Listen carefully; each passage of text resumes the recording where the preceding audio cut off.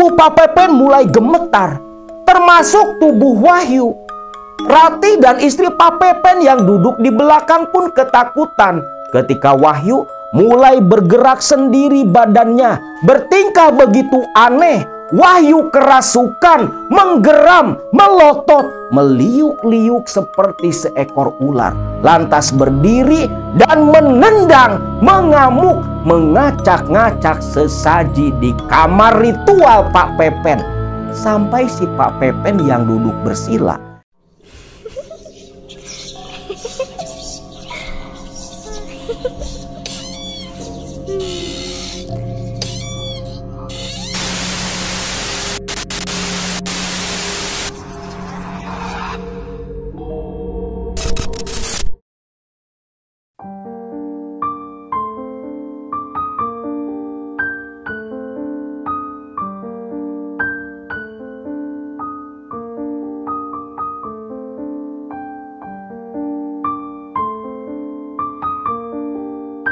Assalamualaikum warahmatullahi wabarakatuh.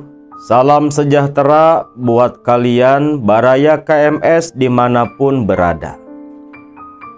Kisah kali ini masih dari daerah Magelang, Jawa Tengah sana. Kisah dari seorang ibu muda, seorang perempuan yang 9 bulan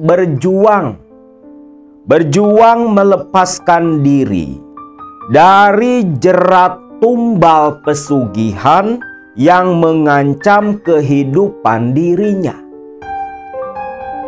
4 tahun yang lalu, bulan Juli 2021. Bulan Juli pada waktu itu adalah bulan Juli terkelam dalam kehidupan narasumber kita, Mbak Wahyu, seorang wanita asli kelahiran Magelang, di mana saat itu di bulan Juli adalah titik akhir, titik puncak kehidupan kelam rumah tangga Mbak Wahyu.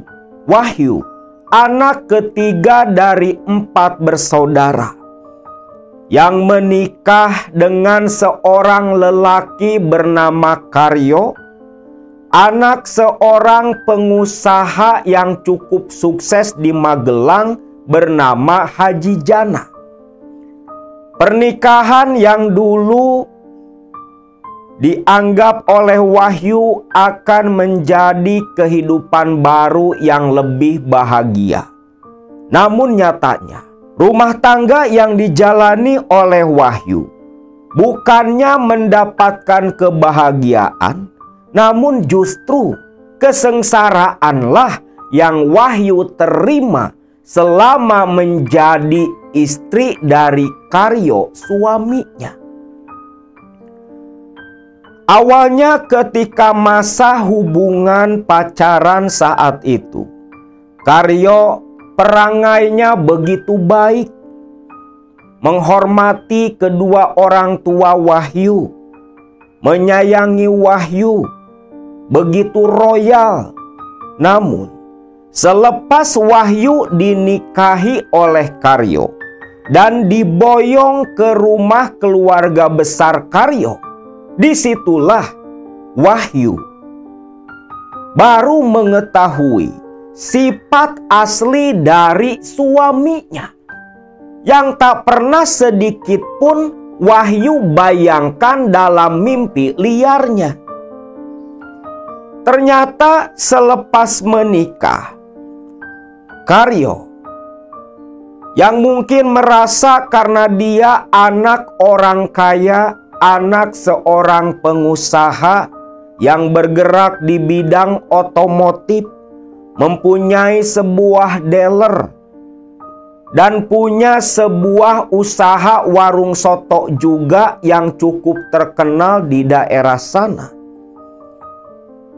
Itu tak pernah mau bekerja, bahkan tak mau menafkahi Wahyu yang sudah jadi istrinya.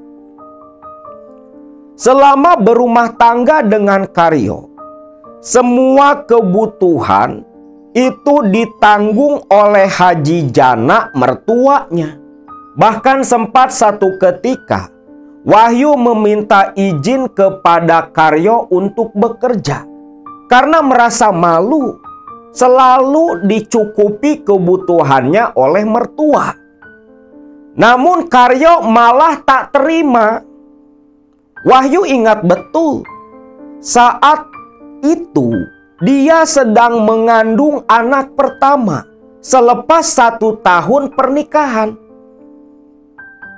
Di usia kandungan yang 4 bulan, Wahyu saat itu minta izin kepada Karyo suaminya. "Mas, aku mau minta izin, Mas. Aku mau kerja."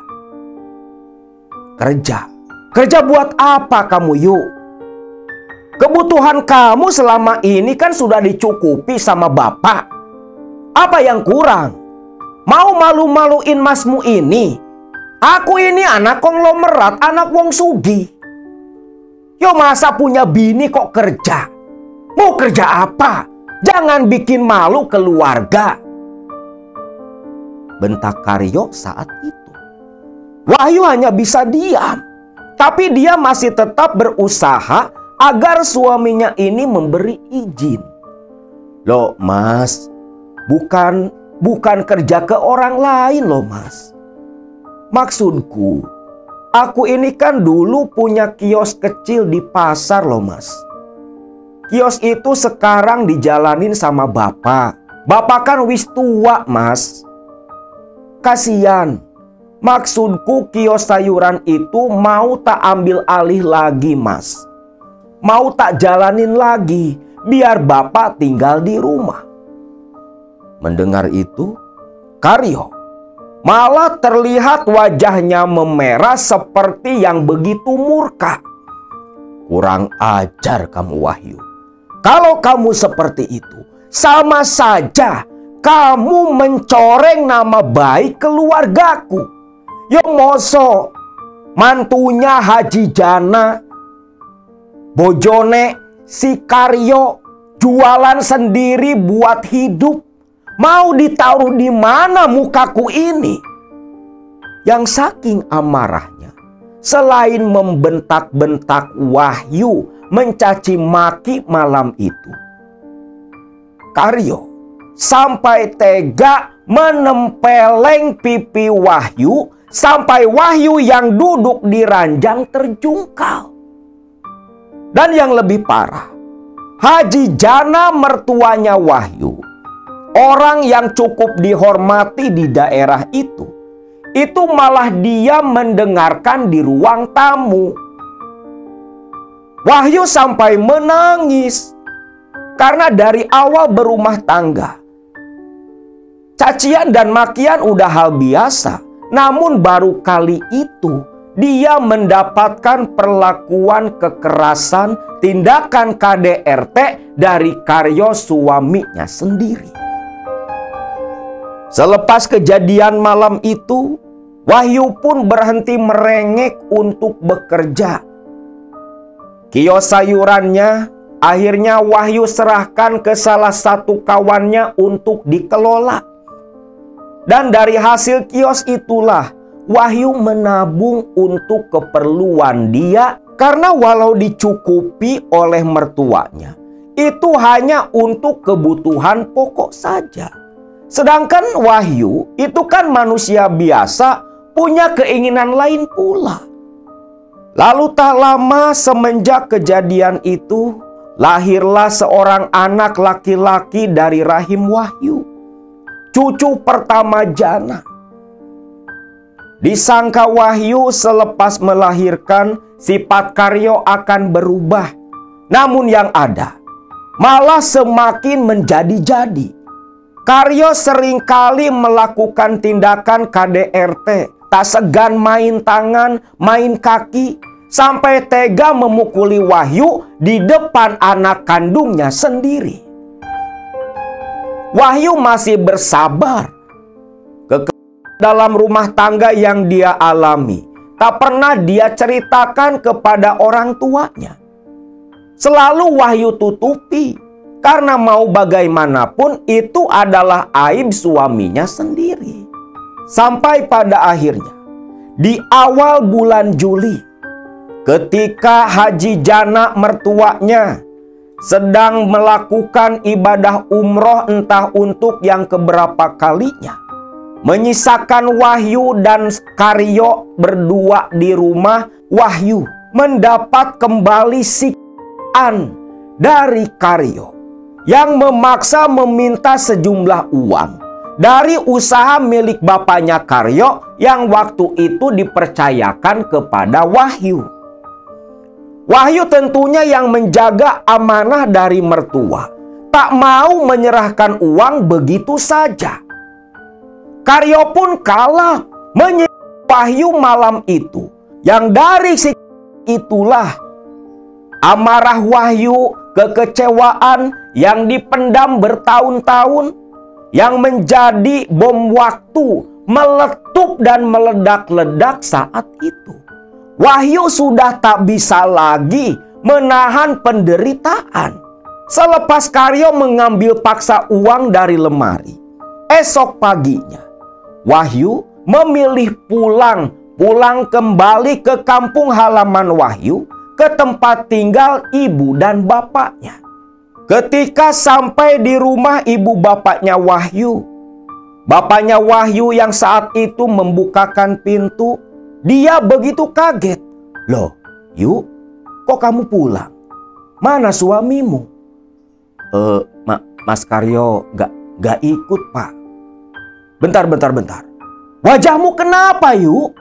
Terlihat wajahnya Wahyu yang lebam, kebiruan di bawah mata kiri dan di pelipis, biru kehitaman.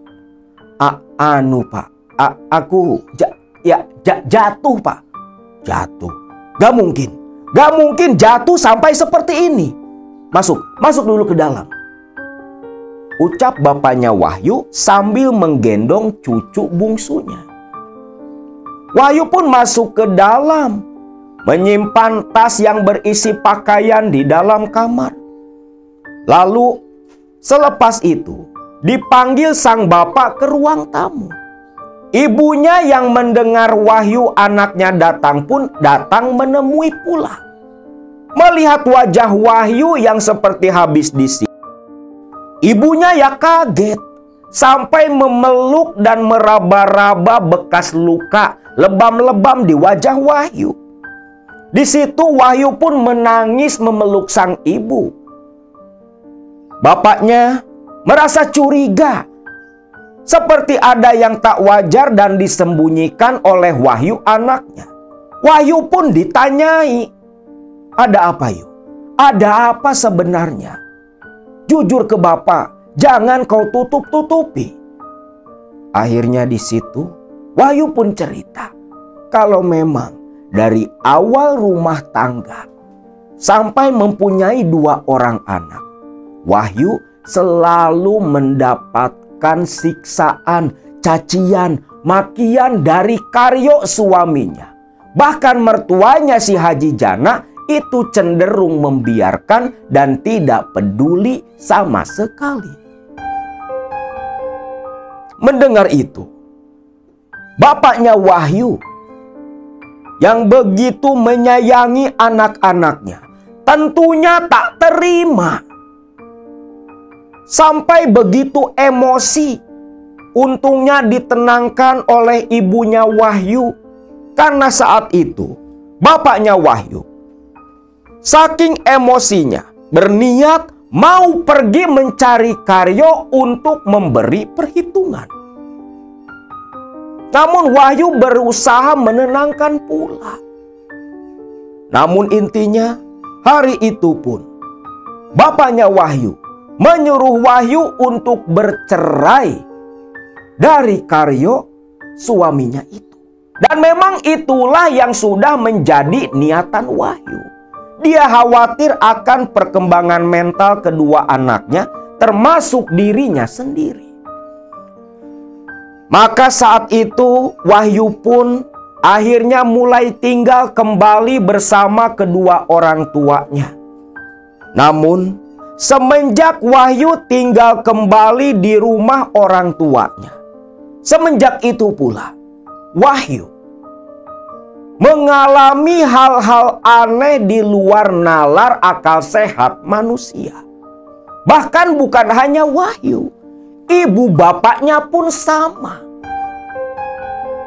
Awalnya hal itu dianggap biasa, di mana setiap malam hari lepas maghrib, ibu bapaknya Wahyu yang sedang sholat di musola dalam rumah, ketika selepas wiridan sholat maghrib, berniat keluar dari kamar musola, mereka melihat ada seekor ular hitam besar keluar dari pintu kamar mandi.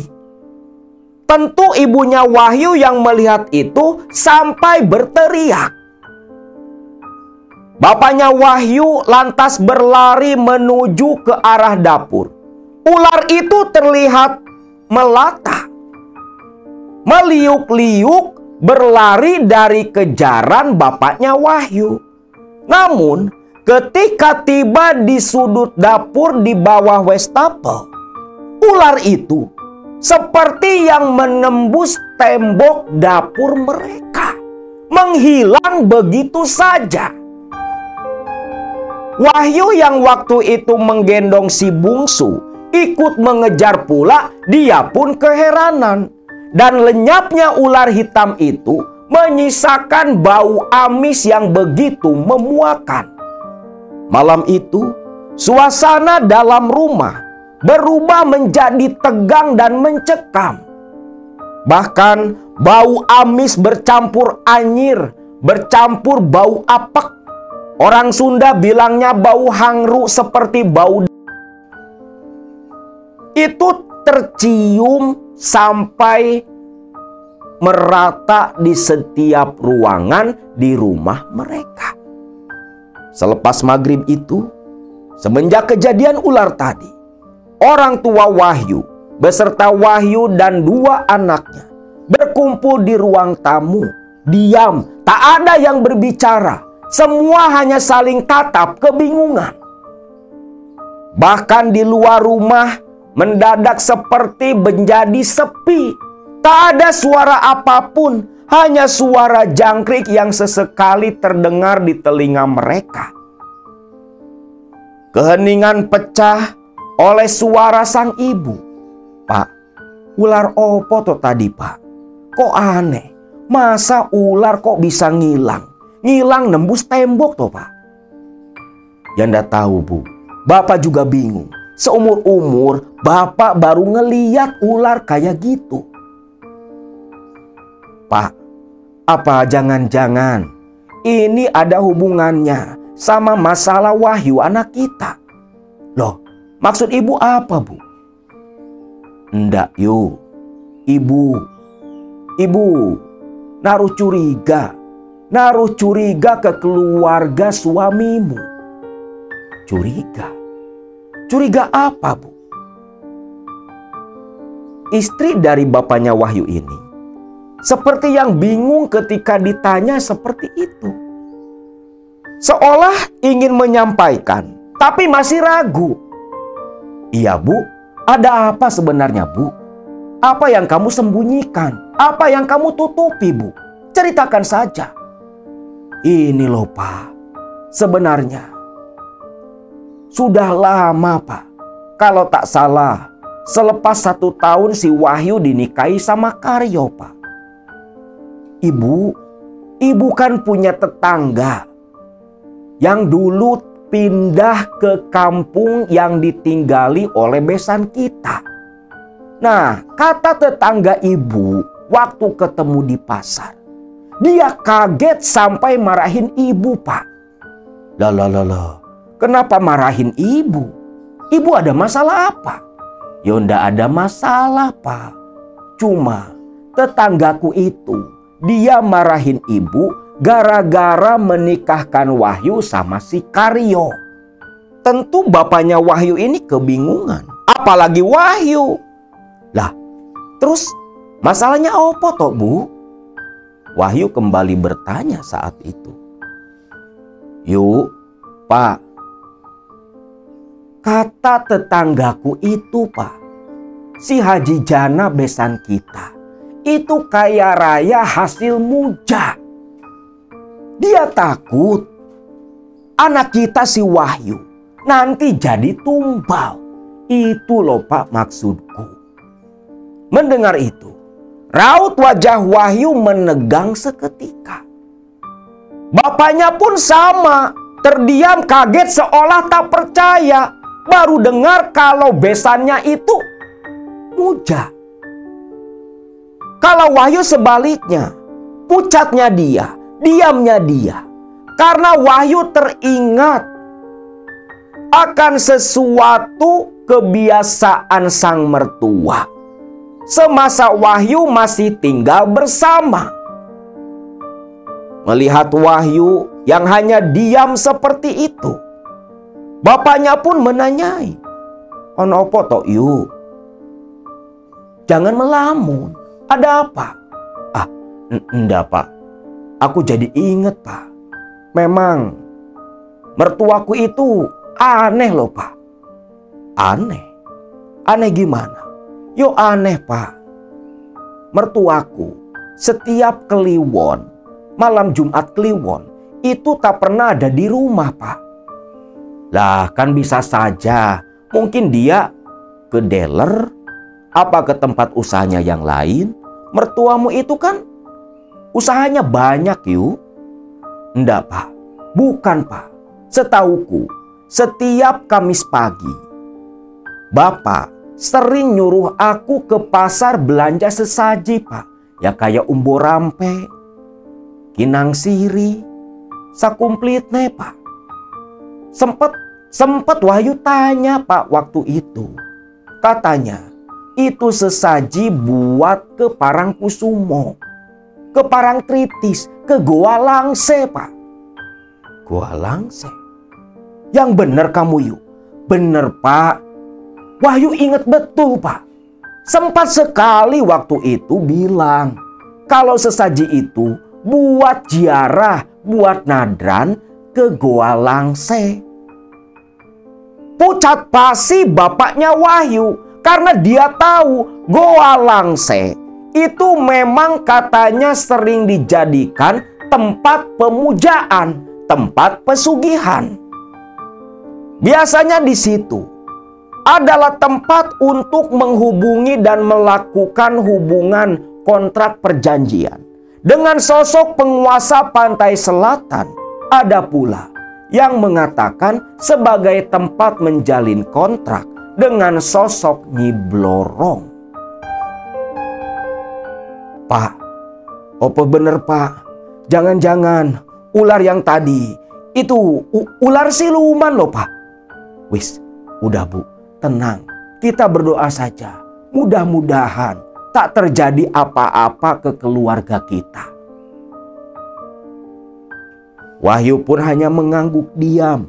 Lantas selepas menunaikan sholat Isya berjamaah bersama diimami oleh bapaknya Wahyu, keluarga ini pun memilih untuk langsung masuk ke kamar masing-masing, berusaha tidur, berusaha terlelap, berharap keesokan paginya kejadian aneh malam itu tidak terulang kembali. Namun siapa sangka kemunculan ular hitam yang begitu misterius ternyata bukan hanya sekali, hampir setiap malam di setiap bagian rumah tempat tinggal Wahyu beserta dua orang tuanya. Selalu saja mereka semua melihat penampakan sosok ular hitam yang datang tiba-tiba dan menghilang begitu saja. Hampir 1 minggu berturut-turut keluarga ini diteror oleh ular hitam siluman yang mereka curigai, mereka yakini berasal dari Haji Jana yang disangka muda. Selepas 1 minggu, ular hitam datang meneror keluarga ini. Menghilang tiba-tiba, seolah tak datang kembali. Namun siapa sangka, datangnya ular hitam itu bukan ke alam nyata, tetapi malah datang dan muncul dalam mimpi-mimpi Wahyu. Di mana waktu itu, di pertengahan bulan Juli, ketika Wahyu selepas menidurkan anak bungsunya, Wahyu tertidur begitu lelap, matanya berat tak bisa digerakkan. Seperti terkena sirep, rasa kantuk datang teramat sangat. Wahyu yang lantas tertidur lelap di dalam kamar, dia bermimpi. Mimpinya terasa begitu nyata. Wahyu seperti sedang berada di sebuah ruangan berbatu yang begitu gelap, pengap. Dalam ruangan gelap itu, Wahyu sendirian. Dia berteriak-teriak, ketakutan, menangis, memanggil-manggil sang bapa sambil meraba-raba dinding goa yang begitu kasar, lembab, bau, bercampur aroma tai kelelawar, begitu pengap. Mimpi yang terasa begitu nyata ketika telapak tangan menyentuh dinding-dinding kasar goa. Di tengah kepanikan dan ketakutannya Wahyu, di dalam kegelapan goa itu, tiba-tiba Wahyu mendengar suara desisan ular yang melata dan mendekat ke arah dirinya. Lalu, selain suara desisan ular, Wahyu pun mendengar pula suara langkah kaki yang pelan mendekat ke arah goa tempat dia terpenjara, yang membawa cahaya yang begitu suram. Ketika Wahyu diam memperhatikan dengan napas tersengal-sengal, semakin lama cahaya suram itu semakin mendekat. Lalu nyatalah di depan Wahyu, di atas lantai goa yang kasar itu, puluhan ular hitam berbagai ukuran mengelilingi Wahyu. Kepalanya tegak berdiri menjulurkan lidah, seolah siap menyemburkan bisa. Sedangkan suara langkah yang mendekat ternyata berasal dari seorang lelaki yang berpakaian begitu aneh, memegang sebuah obor. Lelaki itu berdiri menyamping. Wahyu sampai lompat mundur ke belakang ketika melihat kulit wajah si lelaki itu ditumbuhi sisik-sisik ular. Dan ketika si lelaki ini berbalik menoleh ke arah Wahyu, di situ Wahyu menjerit ketakutan. Mata si lelaki itu tak ada bola mata sama sekali, bolong hitam. Dan yang lebih menakutkan lagi, lidah si lelaki itu menjulur-julur seperti seekor ular. Lidah yang bercabang, tertawa, terkekeh, menatap ke arah Wahyu. Teriakan Wahyu ternyata terdengar sampai ke alam nyata. Ibu bapanya lari menuju kamar Wahyu, menggedor-gedor pintu yang terkunci. Wahyu terbangun dengan napas tersengal. Dia lantas berdiri, begitu panik membukakan pintu kamar, lantas memeluk dada sang bapa. Di situ bapaknya pun bertanya, Wahyu ceritakan apa yang menimpa dirinya. Mendengar itu, bapaknya pun pucat ketakutan, semakin yakin kalau apa yang menimpa mereka beberapa minggu waktu itu adalah ulah dari besannya sendiri, Haji Jana, yang saat itu baru pulang umroh dari tanah suci sana. Pagi hari, Wahyu lantas menuju ke kamar mandi, membersihkan badan. Namun ketika Wahyu menyabuni tubuhnya, ketika telapak tangan kanan meraba dan menggosok pundaknya. Wahyu kaget. Karena di pundak belakang itu tiba-tiba muncul benjolan. Loh, kok ada benjolan? Terasa sakit ketika ujungnya disentuh oleh tangan Wahyu. Bahkan rasa sakitnya itu lantas menjalar ke sekujur tubuh, seperti yang kesetrum. Wahyu heran, sejak kapan ada benjolan di pundak? Awalnya tak terlalu Wahyu pedulikan. Namun siapa sangka mimpi yang semalam kembali terulang. Dan ketika pagi hari terbangun, mandi, Wahyu membelakangi cermin dan melihat benjolannya itu bertambah semakin besar. Seolah setiap kali mimpi buruk tentang ular dan goa, benjolan itu makin membesar pula. Sampai dalam seminggu, benjolan yang muncul tiba-tiba, awalnya hanya sebesar kelereng saja, itu membesar sampai sebesar bola tenis. Tentunya hal itu membuat Wahyu begitu khawatir. Bapaknya pun bingung, kenapa anaknya tumbuh benjolan seperti itu. Benjolan yang tak wajar, karena ketika bergesekan dengan kain, dengan pakaian, itu pasti Wahyu langsung meriang. Aneh, betul-betul aneh. Yuk, sebaiknya kamu coba periksa ke dokter saja. Iya Pak, rencananya Senin besok Wahyu mau ke dokter Pak. Yowis, nanti Bapak yang antar. Nah ceritanya dibawa ke dokter nih. Ketika datang ke dokter, si dokter itu bilang kalau benjolan di belakang Wahyu itu sejenis kelenjar getah bening, harus dioperasi. Namun yang membuat Wahyu dan bapaknya heran, terkejut. Dokter itu berkata, "Bu, ini benjolan sudah bertahun-tahun loh. Jangan dibiarkan lama-lama seperti itu." Loh, Dok, benjolan ini baru seminggu loh Dok. Wah, seminggu? Ya ndak mungkin loh Bu. Ndak mungkin. Gak mungkin benjolan seperti ini usianya seminggu. Ini sudah sekitar 2-3 tahunan loh Bu.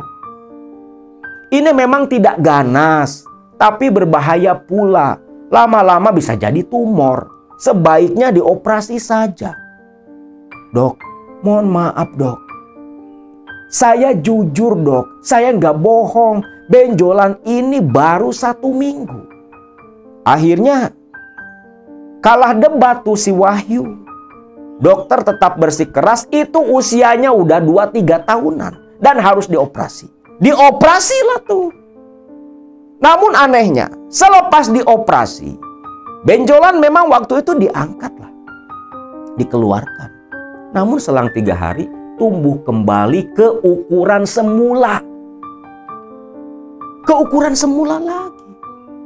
Melihat kejadian itu, si dokter baru paham kalau memang benjolan itu tak wajar. Ini untung si dokternya per nih. Bu, saya sendiri selama berkarir di dunia medis, baru sekarang lihat yang kayak gini. Saran saya Bu, selain minum-minum obat dari dokter seperti saya, coba Ibu nyali alternatif lain. Maksud dokter, Bu, ini nggak biasa. Coba minta tolong orang pinter atau kiai. Mereka lebih paham akan hal seperti ini. Nah di situ keyakinan Wahyu dan bapaknya pun semakin bulat.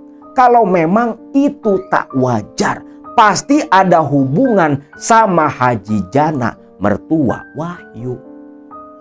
Dan perlu diketahui pula, semenjak Wahyu minggat dari rumah Haji Jana, tak ada satu orang pun keluarga Haji Jana, termasuk Karyo suaminya, yang datang menemui Wahyu. Seolah si Wahyu ini dibiarkan begitu saja. Nah di situ Selepas pulang dari dokter, Wahyu pun bertanya ke bapaknya harus kemana mencari orang pintar yang bisa menyembuhkan dirinya. Namun bapaknya Wahyu pun bingung. Lawang dia nggak pernah namanya datengin dukun atau sejenisnya. Namun siapa sangka di sore hari itu sepupu Wahyu dari pihak ibu yang bernama Sri datang berkunjung menengok Wahyu yang dikabarkan sakit. Ketika mengunjungi Wahyu itulah Sri, sepupunya Wahyu, merasa aneh dengan cerita Wahyu dan Pak D-nya. Loh, kok aneh toh Pak D? Masa udah operasi kok muncul lagi sampai segede itu Pak D? Ya itulah Sri, penyakit Mbak Yumu ini bukan penyakit biasa. Panjang ceritanya. Gak apa-apa Pak D, Sri pengen tahu. Siapa tahu Sri bisa bantu. Lah akhirnya di situ bapaknya Wahyu pun cerita apa yang sebenarnya menimpa Wahyu berdasarkan kecurigaan mereka. Walah, gak nyangka toh Pak D. Ternyata si Pak Haji Jana itu muja ya. Waduh. Bahaya ini Mbak, bahaya. Begini saja Mbak, kita temui orang pinter. Ada kenalanku di daerah Candi Mulyo. Namanya Pak Darto. Dia itu orang pinter, bisa ngobatin penyakit-penyakit non medis. Kalau Mbak mau, kita ke sana saja Mbak. Temui si Pak Darto. Siapa tahu saja si Mbak ini bisa disembuhkan. Yang bener kamu Sri, bener Mbak. Lawong tetanggaku pernah kena santet diobati Pak Darto. Sembuh, mati Mbak. Lawong dia udah parah penyakitnya. Waduh, gimana Pak? Ya sudahlah, namanya juga ikhtiar. Kau coba saja bareng sama si Sri. Siapa tahu si Pak Darto orang Candi Mulyo itu memang bisa bantu menyembuhkan kamu. Selepas mendapat izin dari bapaknya, Wahyu pun setuju. Dan esok harinya bersama dengan si Sri, Wahyu pun berangkat ke daerah Candi Mulyo, masih di daerah Magelang, menemui Pak Darto yang katanya dukun yang bisa menyembuhkan penyakit non medis. Singkat cerita, setibanya di kediaman Pak Darto di daerah Candi Mulyo, di situ Pak Darto langsung menanyakan nama lengkap Wahyu beserta ibu bapaknya. Dia terawang di depan Wahyu saat itu. Namun ketika sedang menerawang Wahyu, terlihat Pak Darto ini beberapa kali bergidik badannya seperti yang ngeri dan ketakutan. Waduh, bahaya. Bahaya ini Nduk, bahaya. Loh, bahaya kenapa toh Pak? Mbak Wahyu, perlu Mbak Wahyu ketahui. Berdasarkan penerawangan Bapak, Mbak Wahyu ini dijadikan tumbal oleh mertua Mbak Wahyu sendiri. Astagfirullahaladzim. Mbak, berarti benar ya Mbak apa yang dikatakan Pak D? Wahyu mengangguk. Pak, tolonglah Pak. Tolong bantu saya biar saya lepas dari tumbal ini Pak. Tolong Pak. Apa yang harus saya lakukan, Pak? Sebentar. Biar Bapak coba dulu. Karena terus terang saja, mertuamu itu memuja sosok Nyi Blorong di Goa Langse. Bapak akan mencoba bernegosiasi dengan Nyi Blorong agar melepaskan kamu dari jerat tumbal pesugihan. Tunggu sebentar di sini, ucap Pak Darto, yang lantas meninggalkan Wahyu dan Sri berdua di ruang tamu. Pak Darto terlihat meninggalkan mereka. Tak lama memang tercium aroma asap dupa. Sepertinya memang betul si Pak Darto ini sedang melakukan ritual yang katanya mau ngajak Nyi Blorong nego nih. Mau negosiasi sama Nyi Blorong katanya. Cukup lama. Tak ada hal apapun yang terjadi di rumah Pak Darto siang itu. Namun, selepas 1 jam kemudian, Wahyu dan Sri yang saling tatap kebingungan, mereka berdua diam, tak ada yang berbicara satu orang pun. Tiba-tiba terdengar suara teriakan Pak Darto yang mengadu kesakitan. Tentunya Wahyu dan Sri pun panik. Tak lama Pak Darto keluar, nyamperin ke ruang tamu, berjalan terseok-seok, tertatih-tatih, mukanya pucat pasi. Pak Darto dengan napas terengah-engah duduk di atas kursi, menatap ke arah Wahyu dan si Sri. Mbak, sebaiknya kalian berdua pulang. Pergi dari tempat ini. Tak sudi aku bantu kalian. Gara-gara kalian, aku hampir mati dipukul panglimanya Nyi Blorong. Pergi dari sini, ucap Pak Darto, yang malah mengusir mereka berdua. Katanya dia dipukul sama panglima perangnya Nyi Blorong, Ratu Siluman Ular. Mendengar itu, Wahyu dan Sri pun jadi ketakutan. Terlebih melihat Pak Darto yang napasnya udah kembang kempis kayak mau mati. Lantas mereka berdua pun pamitan, buru-buru keluar dan kembali pulang. Di jalan, Wahyu diam tak berbicara sama sekali, bahkan terlihat melamun. Wis toh Mbak, jangan menyerah Mbak. Masih ada Mbak, masih banyak orang yang bisa bantu Mbak Wahyu. Aku bakal anter Mbak. Aku bakal anter. Ada satu lagi Mbak, Ustadz di daerah Salatiga. Ustadz itu pasti bisa bantu. Beliau itu ahli agama, bukan dukun seperti Pak Darto. Yang bener kamu Sri, bener Mbak. Malah aku yang pernah datang sendiri ke sana waktu suamiku yang pertama selingkuh Mbak. Suamimu? Si Parjo? Iya Mbak, suamiku Parjo dulu kan selingkuh terus Mbak. Nah, aku dukunin ke si Ustadz yang di Salatiga. Beres. Ya enggak Mbak, suamiku tak cerai. Mampus aku Mbak, ucap si Sri. Lah Wahyu agak bingung, nih sepupunya sehat apa kagak? Lawong ngajak ke dukun yang gagal semua.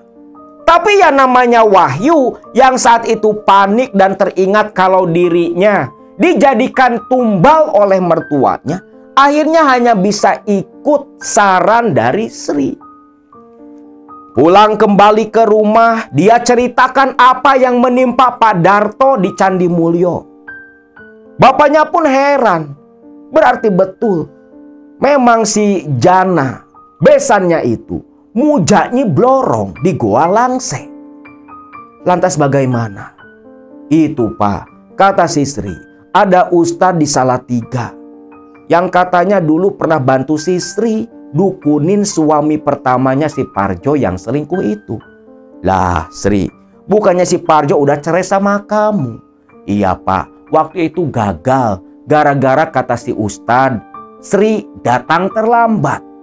Dan yang selingkuh sama suamiku itu punya susuk dan ilmu pelet Pak. Wah aneh, katanya wong sakti, masa ndak bisa? Ya ndak tahu lah Pak De. Gimana? Apa mau? Kalau mau ya besok kita ke Salatiga. Ya wis terserah kamu Sri. Pak De, serahkan masalah itu sama kamu. Lawong Pak De belum pernah datangin wong pinter. Ya wis Pak De tahu beres saja, ucap si Sri. Malam itu Sri pun menginap di rumahnya Wahyu. Nah esok paginya berangkatlah nih si Sri dan Wahyu ke daerah Salatiga. Menemui seorang ustadz yang bernama Ustadz Karim. Yang katanya beliau ini adalah seorang praktisi ahli hikmah.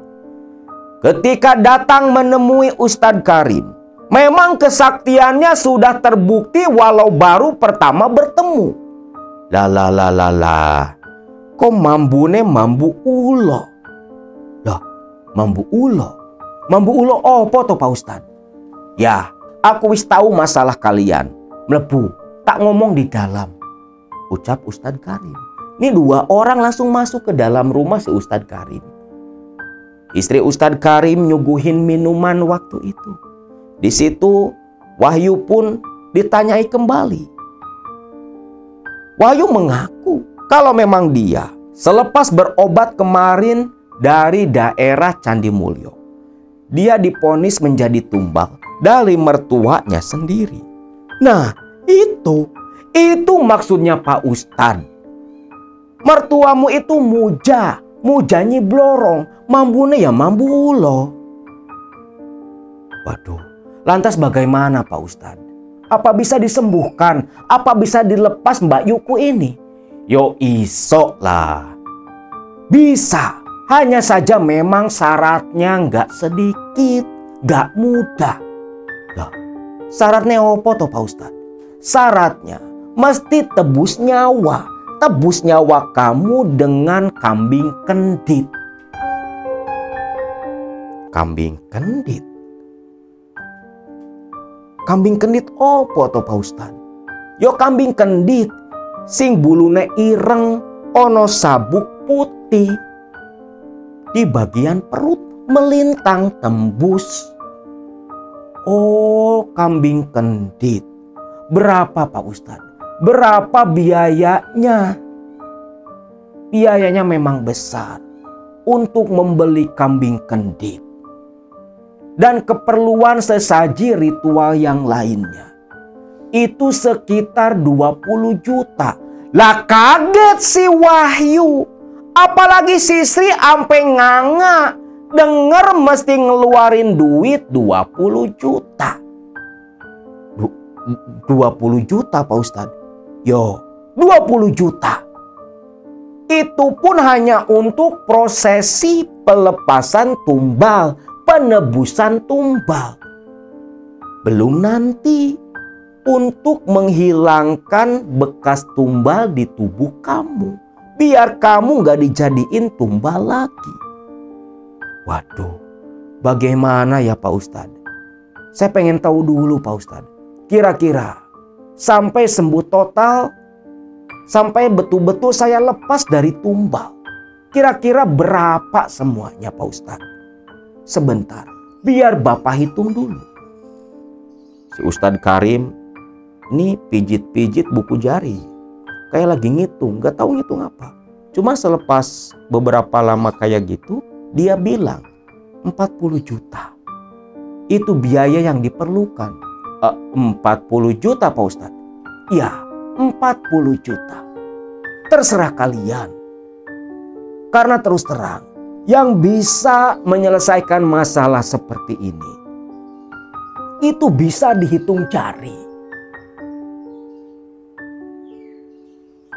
Sri, bagaimana Sri? Yo aku terserah Mbak Yu.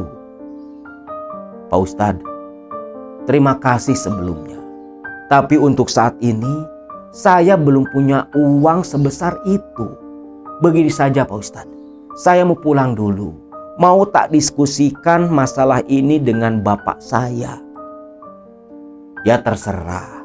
Cuma nanti kalau memang kamu sudah siap, tinggal hubungi Pak Ustadz saja.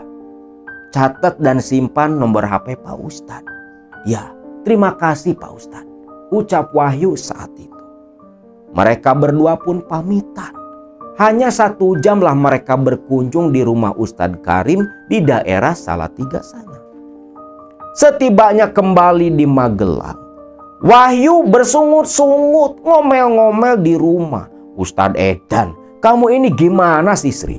Udah jelas kamu aja dulu gagal dukunin suamimu.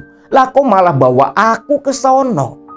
Buktinya kan udah jelas, dia minta 40 juta. Yo gimana lagi toh Mbak? Lah aku wong tahu dia saja Mbak. Yang lain aku ndak tahu Mbak.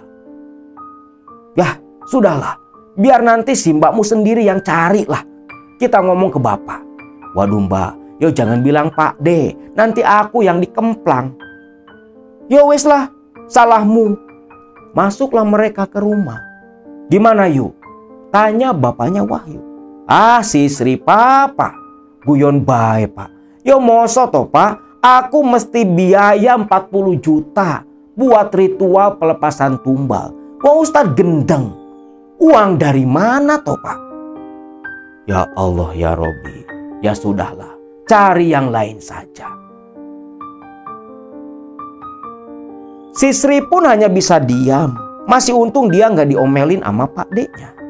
Lantas malam itu ketika sedang di kamar berdua dengan Wahyu, Sri pun iseng menelpon saudaranya, masih kakak sepupunya pula. Yang ternyata yang dihubungi oleh Sri itu adalah Ratih, kakak sepupu Wahyu dari kakak ibu kandungnya.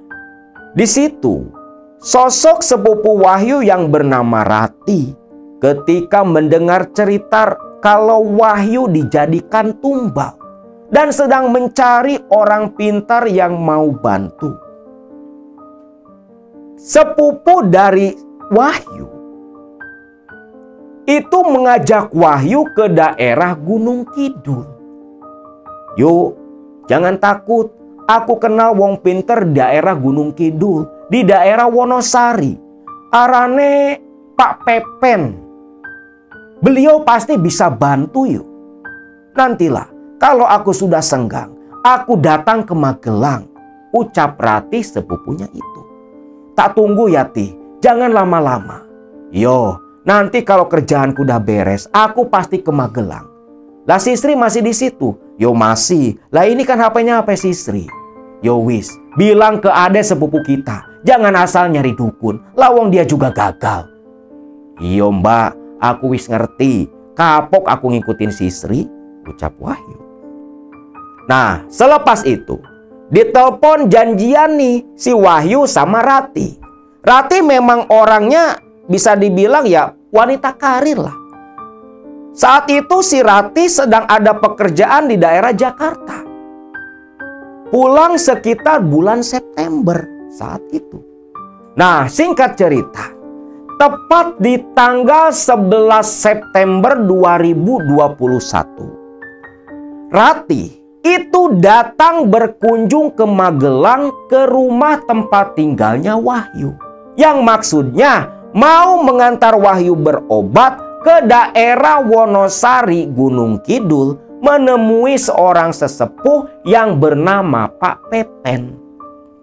Singkat cerita, selepas 1 hari beristirahat, tanggal 12 September saat itu, mereka berdua pun berangkat bersama-sama menemui Pak Pepen di Wonosari. Nah, selepas bertemu dengan Pak Pepen, ternyata perkataan Pak Pepen pun sama dengan orang-orang yang sudah mengobati Wahyu. Dari mulai Ustadz Karim dan dukun di daerah Candi Mulyo. Mengatakan hal yang sama kalau memang si Mbak Wahyu itu jadi tumbal Nyi Blorong dari pesugihan mertuanya di Goa Langse. Singkat cerita, di rumah Pak Pepen, Wahyu pun akan diobati oleh Pak Pepen secara langsung pada saat itu juga. Waktu itu, istri Pak Pepen menyiapkan keperluan ritual, umbo rampe dan sejenisnya termasuk kembang 7 rupa. Pak Pepen berkata, Mbak Wahyu, sebelum diobati, Mbak Wahyu silahkan mandi dulu dengan air di ember yang ada kembang mawarnya. Sucikan dulu tubuh Mbak Wahyu. Air itu sudah Bapak jampi-jampi, sudah Bapak doakan. Baru nanti selepas mandi, ritual pelepasan tumbal akan Bapak lakukan, ucap si Pak Pepen. Wahyu pun menurut. Dituntun istri Pak Pepen langsung ke kamar mandi. Di dalam kamar mandi, Wahyu dimandikan istri Pak Pepen. Selepas dimandikan, Wahyu lantas mengenakan kembali pakaiannya Di ruang tamu Pak Pepen sudah menunggu, bahkan sudah berganti pakaian. Lalu Wahyu pun dibawa ke kamar khusus tempat Pak Pepen biasa mengobati pasien-pasiennya. Rati pun ikut, termasuk istri Pak Pepen sendiri. Masuk ke dalam kamar ritualnya Pak Pepen. Ternyata di situ sesaji sudah tersedia di atas lantai, digelar begitu saja. Lalu Pak Pepen mulai membakar dupa, dia tancapkan di anglo tempat bakar kemenyan. Dan mulailah si Pak Pepen yang duduk bersila berhadap-hadapan dengan Wahyu, berusaha mengobati, melepaskan jerat tumbal yang mengikat jiwa Wahyu. Ada yang aneh. Ketika Wahyu duduk bersimpu beradu hadap dengan Pak Pepen, di mana Wahyu yang memejamkan mata, dalam hati Wahyu berdoa kepada Allah agar dilepaskan dari jerat tumbal. Namun dalam pandangan mata yang tertutup, justru Wahyu melihat kembali goa gelap yang pernah ada dalam mimpinya. Goa yang sama yang dulu Wahyu lihat ada puluhan ular hitam dan lelaki dengan sisik yang menumbuhi sekujur wajah. Bahkan sosok lelaki siluman itu pun muncul dalam pandangan Wahyu, menyeringai. Hanya bedanya saat dalam pandangan ketika diobati Pak Pepen, Wahyu mendengar suara deburan ombak pantai selatan. Dan seketika cahaya obor dari genggaman tangan si lelaki bangsa siluman itu mendekat dan mendekat ke arah Wahyu sampai gelap dalam pandangan. Wahyu tak ingat apa-apa. Sedangkan di alam nyata, ketika Pak Pepen yang sedang fokus membaca jampi dan ajian-ajiannya, tubuh Pak Pepen mulai gemetar, termasuk tubuh Wahyu. Rati dan istri Pak Pepen yang duduk di belakang pun ketakutan ketika Wahyu mulai bergerak sendiri badannya, bertingkah begitu aneh. Wahyu kerasukan, menggeram, melotot, meliuk-liuk seperti seekor ular. Lantas berdiri dan menendang, mengamuk, mengacak-ngacak sesaji di kamar ritual Pak Pepen. Sampai si Pak Pepen yang duduk bersila ditendang oleh Wahyu yang kerasukan. Badannya sampai membentur dinding kamar. Pak Pepen mengadu kesakitan, merintih sampai mengucur dari mulutnya. Bahkan Pak Pepen yang mengernyitkan kening menahan rasa sakit, memegangi dada bekas tendangan Wahyu. Saat itu di depan Rati dan istri Pak Pepen sendiri, Pak Pepen muntah darah lempengan yang begitu hitam dan kental. Dan Wahyu sendiri yang kerasukan hanya melotot lalu tertawa terbahak-bahak, di mana suara yang keluar dari mulut Wahyu begitu berat seperti suara seorang lelaki tua. Rati memeluk erat tangan istri Pak Pepen ketakutan. Dan semakin mengerikan ketika Wahyu berbalik menatap melotot, tersenyum menyeringai ke arah Rati yang langsung menutup mata, menyembunyikan wajah di balik ketiak istri Pak Pepen. Melihat gelagat seperti itu, Pak Pepen paham istri dan Rati, sepupunya Wahyu, dalam kondisi bahaya. Ketika Wahyu pelan berjalan mendekat ke arah mereka berdua, maka Pak Pepen lantas berdiri, menarik napas, mengatur kembali energi.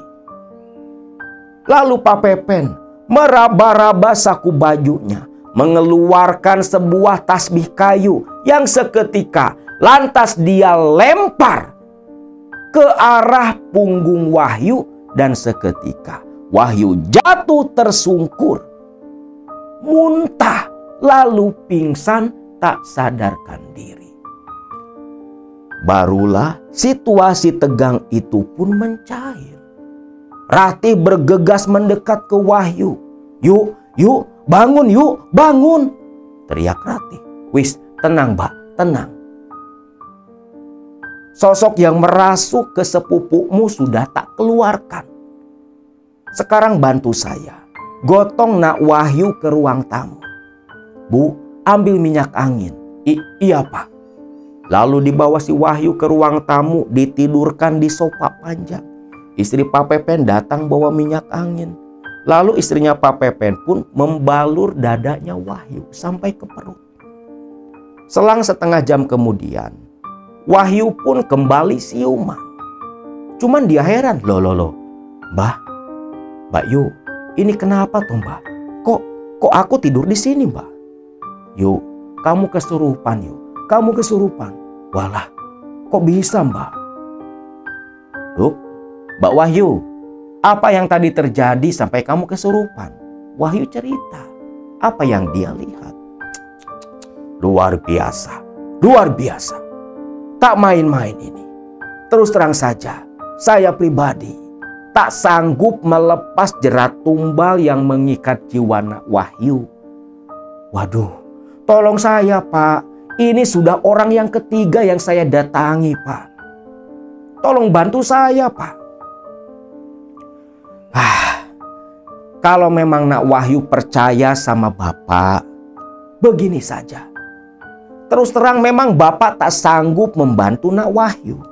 Cuman Bapak punya guru di daerah Klaten. Pastinya guru Bapak pasti bisa membantu Nak Wahyu lepas dari jaring tumbal mertuamu. Bagaimana? Kalau Nak Wahyu mau, nanti Bapak antar ke tempat guru Bapak di daerah Jimbung. Boleh Pak. Tapi kira-kira ada syarat-syarat khusus enggak Pak? Syarat yuk ada, tapi enggak berat. Lalu Pak Pepen pun menjelaskan syarat apa yang nanti harus Wahyu sediakan di rumah gurunya Pak Pepen di Klaten yang tempatnya berada di daerah Jimbung. Ternyata syaratnya nggak ribet. Syaratnya itu ya cuma umbo rampe, nasi tumpeng, dan bakakak ayam. Sama persis seperti sesaji untuk ritual pesugihan di Sendang Jimbung yang pernah Akang ceritakan. Mendengar syarat yang cukup terjangkau dan tidak terlalu mahal, gak makan uang puluhan juta, Wahyu pun setuju. Namun sayangnya, ternyata ayamnya itu gak bisa ayam kampung, apalagi ayam pejantan. Ayamnya haruslah ayam cemani hitam. Walaupun harganya sampai lebih dari 2 juta rupiah, tapi masih mendinglah daripada mahar yang diminta Ustadz Karim di daerah Salatiga lalu. Wahyu setuju. Maka hari itu pula Wahyu pun menyerahkan uang sekitar 3 juta kepada Pak Pepen, di mana nanti 3 hari kemudian mereka semua akan berangkat menuju ke Klaten menemui gurunya Pak Pepen yang katanya tinggal di daerah Jimbung, tak jauh dari Sendang Jimbung yang sering dijadikan tempat ritual pesugihan oleh mereka yang pikirannya tersesat melakukan perjanjian dengan setan. Singkat cerita, Wahyu dan Ratih balik kembali ke Magelang. Namun sayang, Ratih tak bisa menemani Wahyu karena dia harus segera kembali masuk bekerja. Di situ Ratih, sepupunya Wahyu, meminjamkan sejumlah uang kepada Wahyu untuk keperluan berobat nanti. Di hari yang ditentukan, Wahyu pun lantas bersama dengan bapaknya itu pergi ke Klaten bersama dengan Pak Pepen. Nah, hanya saja ketika di terminal, bapaknya Wahyu tak jadi ikut karena ada keperluan mendadak. Yang berangkat ke Klaten cuma 3 orang, Wahyu, Pak Pepen, dan istri si Pak Pepen. Singkat cerita, Tibalah mereka di daerah Klaten dan langsung menuju ke Jimbung, ke rumah guru Pak Pepen. Yang ternyata selepas bertemu dengan gurunya Pak Pepen yang memang sudah begitu tua, guru Pak Pepen berkata, "Pen, masih untung kamu hidup." Loh, kenapa Pak? Lah gimana? Lah ini bukan sembarangan yang kita hadapi, ini Nyi Blorong, ratu pesugihan, ratunya siluman. Untung kamu masih hidup, untung kamu ndak mati. Kalau kamu bisa nyembuhin si Wahyu, tak acungi jempol kamu, Pen. Hebat berarti. Waduh, alhamdulillah toh Pak, untung aku masih hidup. Lantas gimana Pak? Yo tenang, insya Allah Bapak bisa bantu Wahyu.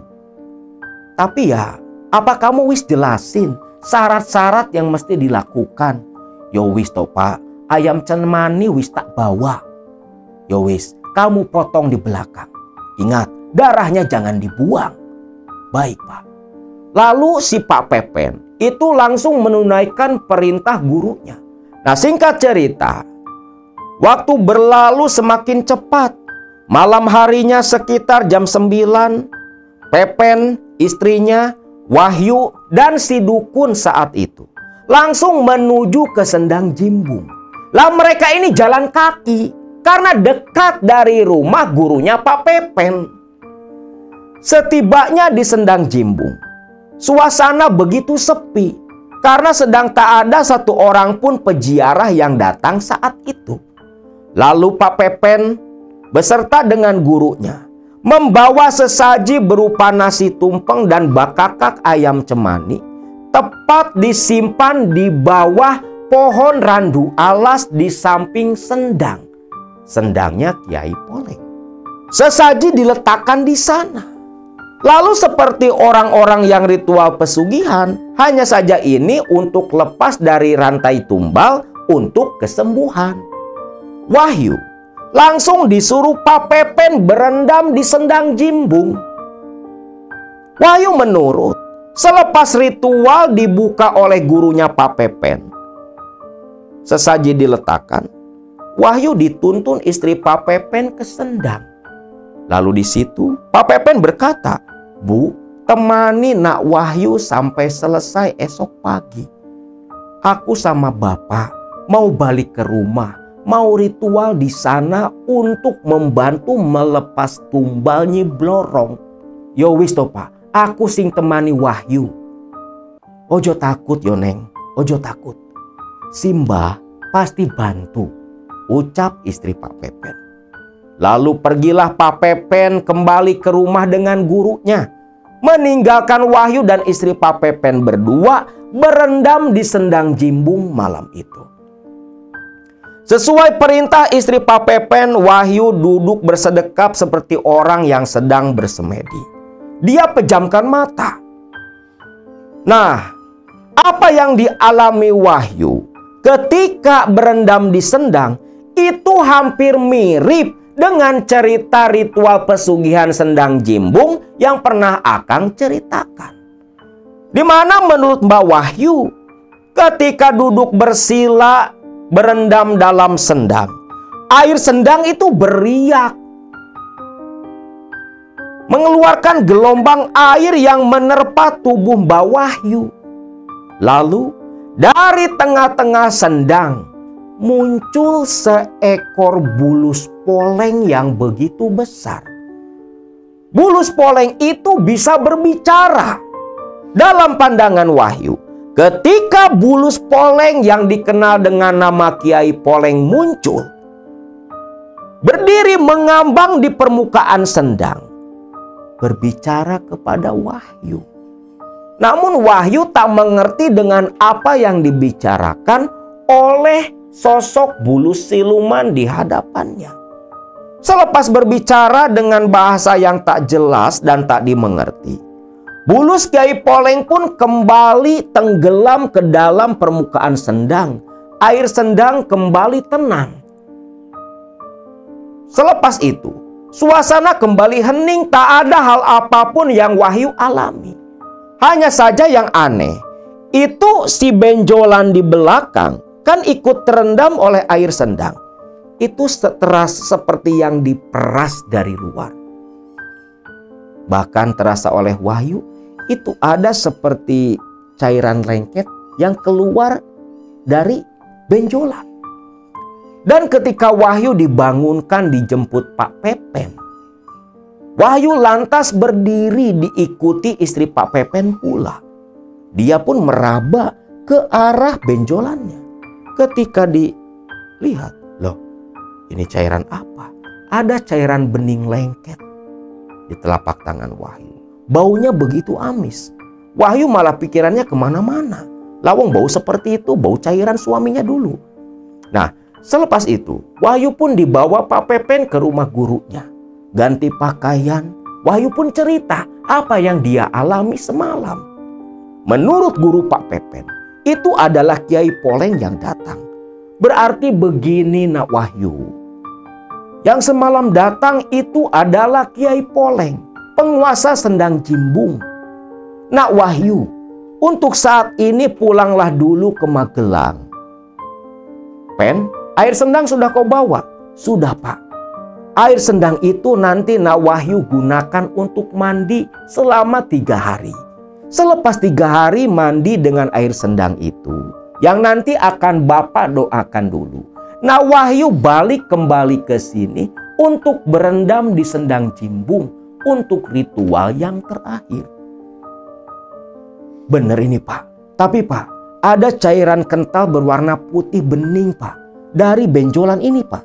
Nah, itu bagus berarti. Itu cairan dari dalam benjolannya. Nanti pasti sembuh. Kalau benjolan itu kempes, berarti sudah selesai. Lepas jerat tumba yang mengikat jiwa Nak Wahyu. Wahyu pun cukup senang saat itu. Lantas pamitan kepada gurunya Pak Pepen, mereka bertiga kembali ke Magelang. Singkat cerita, selepas 3 hari, Wahyu pun langsung kembali menemui Pak Pepen di Wonosari, Gunung Kidul. Berangkat bersama-sama menuju ke Sendang Jimbung di Klaten untuk ritual yang kedua. Waktu itu istri Pak Pepen tidak ikut. Wahyu berdua dengan Pak Pepen menemui gurunya. Seperti biasa, mesti beli kembali ayam cemani. Kehitung kan, 2 kali ritual 6 juta. Dawang sekali ritual kan 3 juta. Belum lagi ongkos dan biaya ngasih ke Pak Pepen. Pokoknya waktu itu 2 kali ritual di Klaten, di Sendang Jimbung, habis 10 juta Wahyu. Seperti biasa dibawa kembali ke Sendang Jimbung di malam hari. Berendam. Namun ketika berendam ini, awalnya sama seperti ritual pertama, gelombang air di sendang lalu muncul sosok. Namun bukan sosok Bulus Poleng. Yang muncul waktu itu sosok lelaki tua yang berkata, "Nduk, berikan cincin di jari manismu." Cincin itu adalah ciri ikatan tumbal dari keluarga suamimu. Yang dimaksud adalah cincin emas yang seberat 8 gram yang melingkar di jari manisnya Wahyu, yang dulu adalah cincin pernikahan dari Karyo suaminya. Wahyu pun mengangguk paham. Dan sosok itu berkata, "Berikan cincin itu kepada Ki Rekso," yang merupakan guru dari Pak Pepen. Wahyu pun mengangguk. Lantas sosok itu pun kembali menghilang lenyap dari pandangan Wahyu. Lalu selepas sosok itu menghilang, terdengar suara cempreng dari Ki Rekso. "Nduk, wis rampung, bangun Nduk." Wahyu pun langsung membuka mata. Suasana masih gelap. Melihat ke jam tangan di pinggiran sendang, itu baru jam 2 dini hari. Bagaimana Mbah?" Wis rampung, ikut Simbah ke rumah." Baik Mbah." Pulang nih ke rumah Ki Rekso. Di situ Pak Pepen udah di rumah. Lah, Selepas berganti pakaian, Wahyu pun cerita tentang pesan dari sosok lelaki tua yang ternyata adalah perwujudan atau wujud asli dari sosok Kyai Poleng sebelum dikutuk di masa lalu. Waduh, lantas bagaimana, Mbah? Ya kemarikan, berikan cincin itu ke Simbah. Nanti Simbah larung ke pantai selatan, ucap Ki Rekso.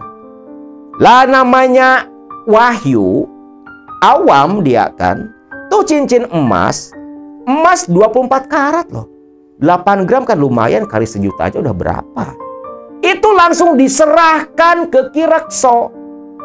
Karena kata sosok Kyai Poleng dalam ritual di Jimbung, cincin itu adalah ciri pengikat. Ya memang ciri pengikat pernikahan. Tapi diplesetin jadi ciri pengikat tumbal pesugihan. Lah Wahyu orang awam diserahkan begitu saja. Total kerugian dihitung, cincin taruh 8 juta. Tambah 10 juta biaya ritual. 18 juta kalian bayangkan. Sembuh kagak. Tapi Wahyu waktu itu yakin kalau usaha dari Ki Rekso sudah membuahkan hasil. Wahyu pun diantar kembali Pak Pepen pulang ke Magelang.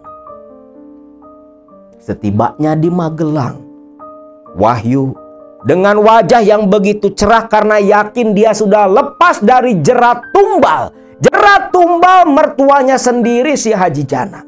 Memang pasca 1 minggu pulang dari Klaten untuk kedua kalinya ritual di Sendang Jimbung, Wahyu nggak ngalamin kejadian aneh-aneh.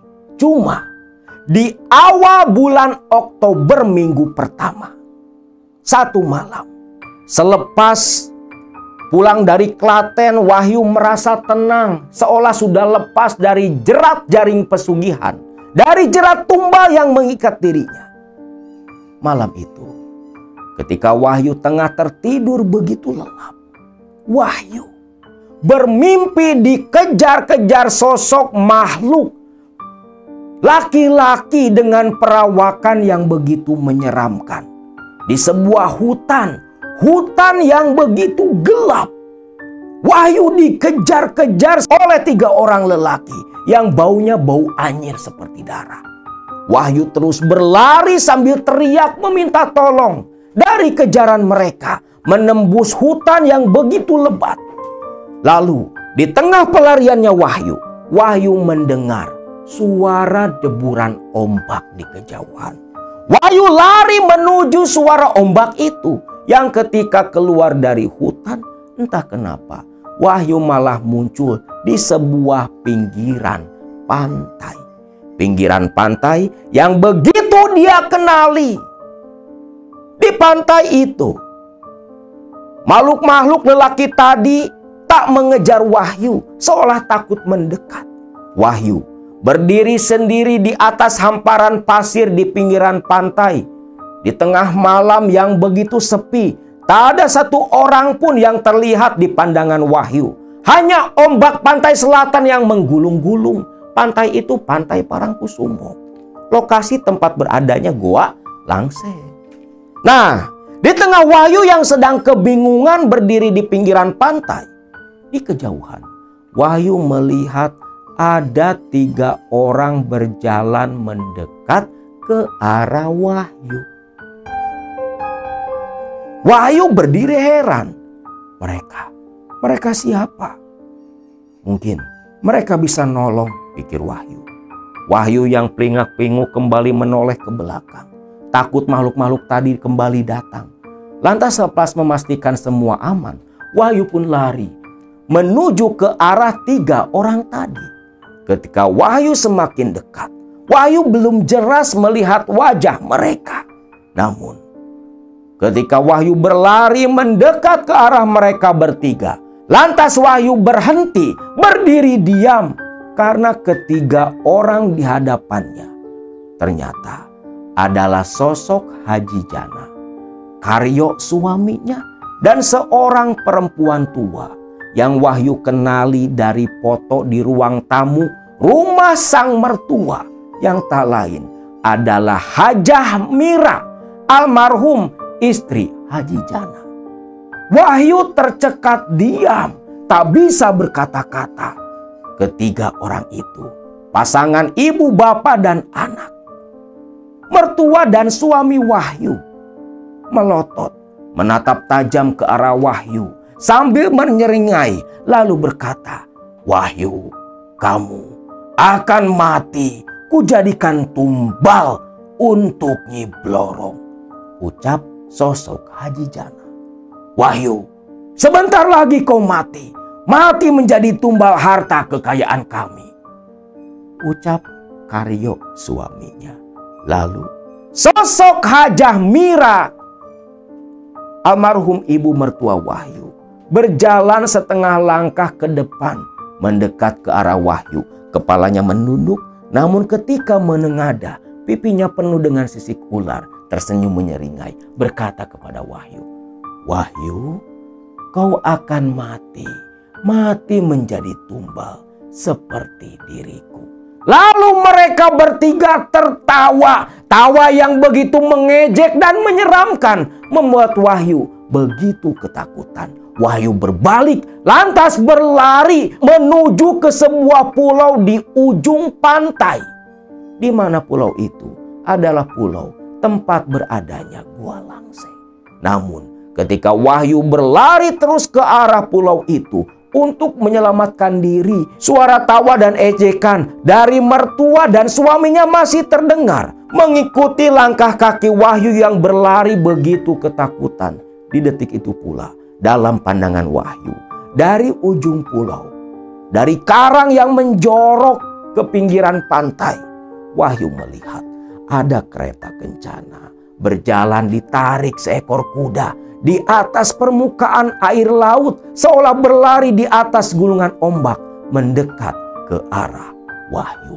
Dan detik itu pula Wahyu merasakan rasa sakit teramat sangat di bagian belakang tubuhnya, dari arah benjolan di pundak yang rasa sakitnya disertai teriakan Wahyu terbawa ke alam nyata. Wahyu terbangun dengan kening penuh keringat, peluh dingin. Wahyu pucat pasi ketakutan.